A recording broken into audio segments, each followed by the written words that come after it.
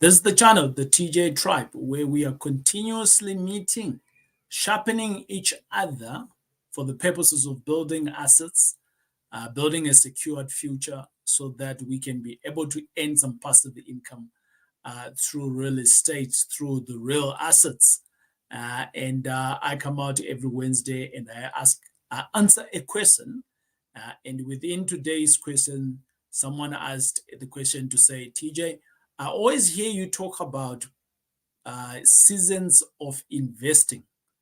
Seasons of investing. What are the seasons of property investing? What should I be doing? This is what the question says. And I am privileged to be answering this question alongside some of you. So if this is new to you, welcome. And if you've never been here before, hey, we enjoy seeing new faces. So in the comments, let us know whether this is your first time or this is you're coming in again and again to learn some more. And the goal is not to just have you guys here tuning in week in, week out, and you're just chilling in and say, it's great, TJ. The goal is so that all of us here, myself and you, we are grinding to make sure that we are putting food onto the table with our kids and we are earning passive income from our real estate. It's never 100% passive, like I always say, but it is passive compared to being in a job, right? Where you're doing 8 to 10 hours, if not longer. So today, let me answer this question. And it says, what are the seasons of property investing, TJ? I'm going to give you an analogy here, guys. And after I've given you the analogy, I'm going to dive into specific strategy, and then we'll dive in to speak about the specific seasons that are there. And some of you might be saying, seasons, TJ, where are you getting this from? Chillax. I'm going to show you how this thing works. So the first one is, in everything that we do in life, there is seasons. There's seasons to fall in love, there's seasons to cry, and there's seasons where trees sprout, and there's seasons of hardships, and there's all sorts of seasons. So if you understand the seasons of anything, you'll be able to act accordingly in the season that you are in. And some of you say amen already. All right, so that's okay. So let's jump in to talk about these specific seasons. I've given you the reality of life. Every day we wake up and the sun is there. It's the season for the sun. Winter kicks in, it is the season for winter. So just like in your property investments, there are going to be seasons. Some of you are already saying, TJ, we know. It's the season of plenty where everything is working, and then thereafter is the season of hardship where you're selling off everything. You are on the right track. You are on the right track. But I want to give you an example. And I'll give you an example, but with specific things that you now need to do within that season. So what's the whole point of us talking about these seasons if we are not learning or if we don't have actionables in it? I'm going to give you an example. I've been talking about, the seasons actually this question came at a video where we were talking about student accommodation. So I'm gonna hump on the student accommodation strategy, and then we're going to say, what is the seasons of student accommodation? Let us assume that you know nothing about student accommodation. The first season that you need to be in, which is going to be one of the hardest seasons ever, is the season of learning. And I'm of the view that the season of learning never disappears. It never gets to an end at some point. It's just about how serious you want to take your business or how serious you want to take your personal growth to what level. So the season of learning comes from, I don't know anything about student accommodation, and I want to learn how to do student accommodation. So you start now going in onto YouTube, you check me out, you come back, you're like, this guy is mad, You come back, you're like, maybe. You come back, you're like, maybe I want a mentor. You come back, and like, what? Is this really happening? People making this money.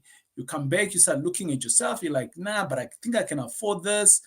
You get scared. You speak to your partner. Your partner says no, and eventually you say, I want to do this.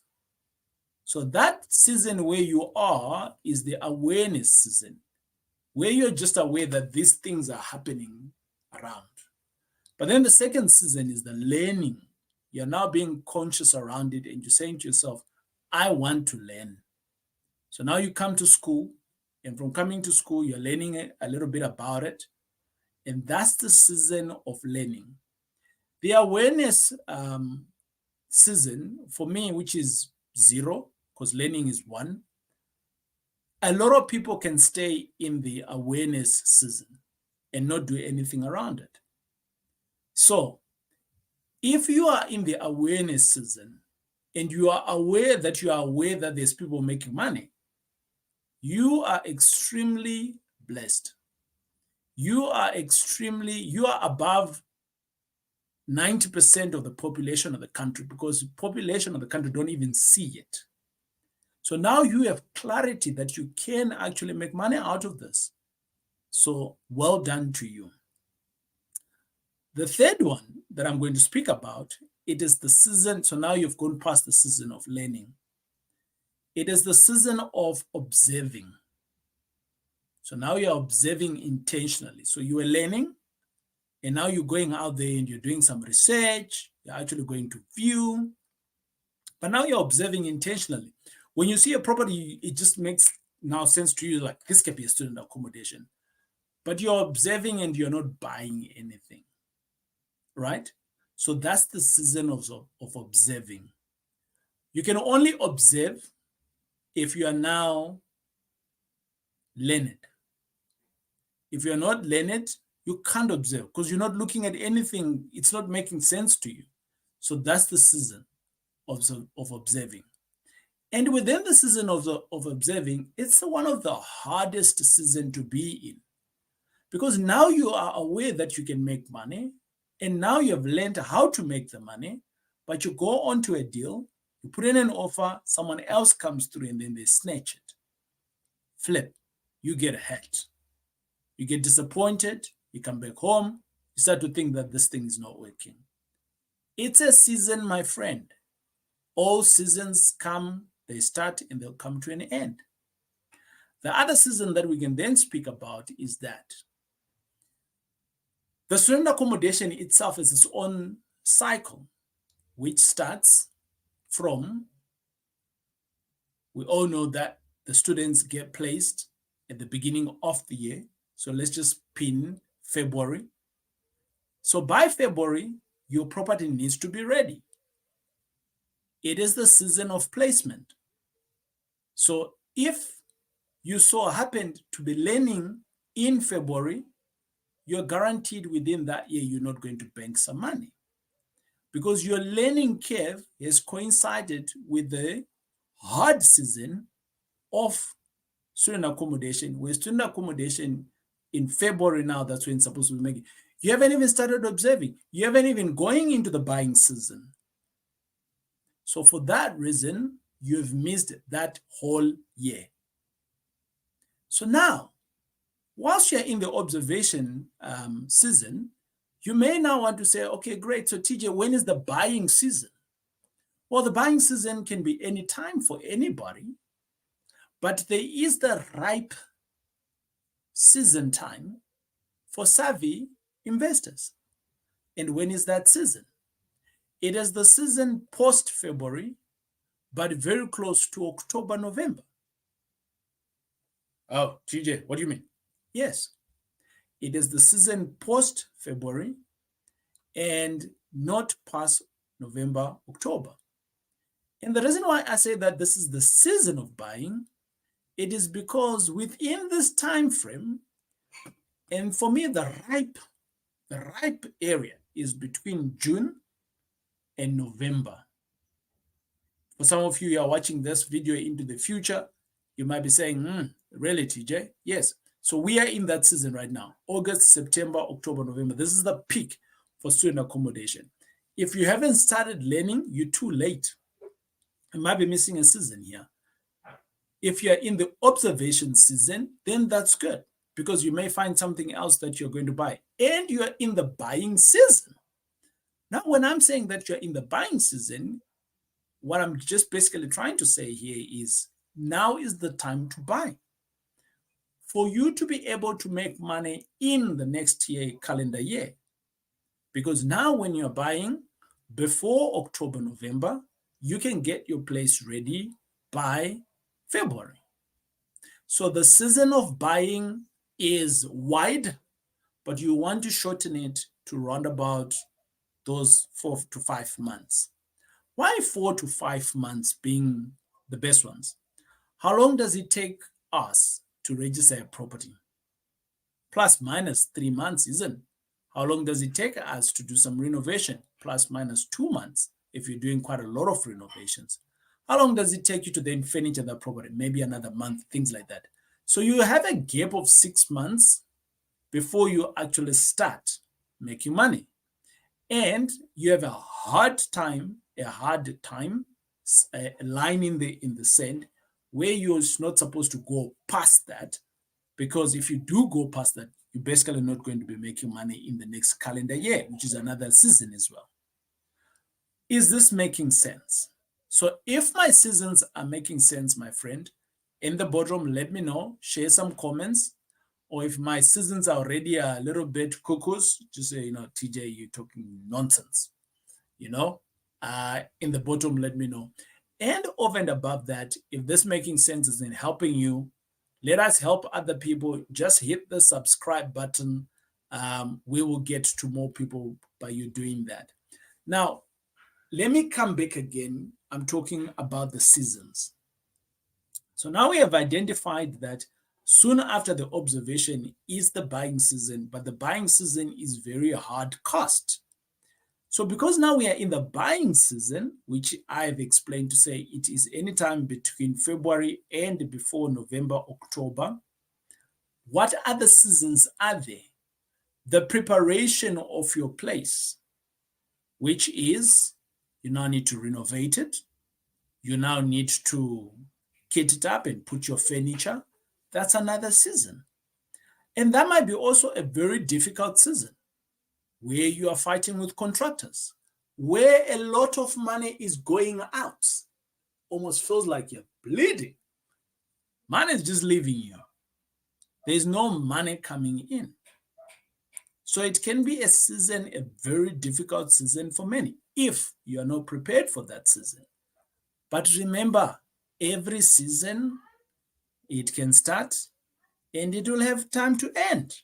So don't stress about it. Do what you can and do the best. And this season shall also end. The next season that you now need to look into is that now your place is ready. You now need to go into another season where you might work with other people. And this season here is the placement season, where you call in estate agents, friends of mine, like from my student house, it's a business, and you say, help me, or friends of mine from Dix Connect. And you say to them, I want to place 10 students, 20 students, how many, whatever students that you have. Or maybe you've been accredited, which is another season that I didn't mention, because it can be a season, a painful season as well for some people that are not good with administration, because you go in and you say to the university, I'd like to be accredited. They give you a list of things to do. And it is a season of writing, filling in the forms. Again, all seasons come to an end. If executed correctly, you are just opening up your next season for success. That rhymes. You're opening up your season, your next season for success. I told you I could have been a musician. I could have been a rap star, man. I missed that calling. Let me continue with my real estate. Nonetheless, you are now in the season of placement, and your next season now is how do you now make money with the with the people that have now come through to stay in your property. I've used the analogy for student accommodation. This is a season. And you can now have as many students that you can have on your property. And I call this the operational. So you're just running the business now. For as long as you have electricity, for as long as you have water, money is coming in. And the place is being maintained, money is coming in. It's a cool season. That's where you are going to make money or lose money. So it's a very delicate season that you're now in. The other season that we can talk about is how then do you scale? So you've now understood how this works, but now you're wanting to grow bigger. So again, that's another season. Or you may take a detour and you go into the season of liquidation. And liquidation might come into two forms. You might have put money in the property itself, and now you're wanting to refinance. So you go the refinancing, so you're liquidating and you're taking out your money in there. And you're saying, well, this is it. Once you refinance, you're going to continue like that. Or you're going to, maybe you've gone in with partners. And now the partners, after 3 to 5 years, are like, we want to do something else. So now you liquidate, you sell everything off. Liquidation just means you're selling stuff out. Now you're selling everything out. When you have sold everything, everyone gets paid and you go on your merry way. And my friends, all of these are all seasons that comes with in the property space, or should I say in the property investing space, and they deserve a different individual. They deserve or they need a person who is much stronger than who you are today. So in every season, there is going to be a different skill that you need to have. In every season, there's going to be a different characteristics that you need to have. In every season, there's going to be a different negotiation tactic that you need. So whilst you're doing all of these things, it doesn't mean that life has stopped from you being a parent. It doesn't mean life has stopped from being an employee. Life has stopped from you being a small business person. No, everything else is continuing. So my friends, this is one of those videos where I say to you, it's just the reality of the business, but it just doesn't have to be painful. You can get it to work if you're working with like-minded people. You can get it to work if you're doing it smartly. You can get it to work if you're learning. You can get it to work, you got a mentor. You can get it to work if you got a coach. You can get it to work if you are spending the right time in the right season. And you're matching the right seasons, doing what is required in the right season.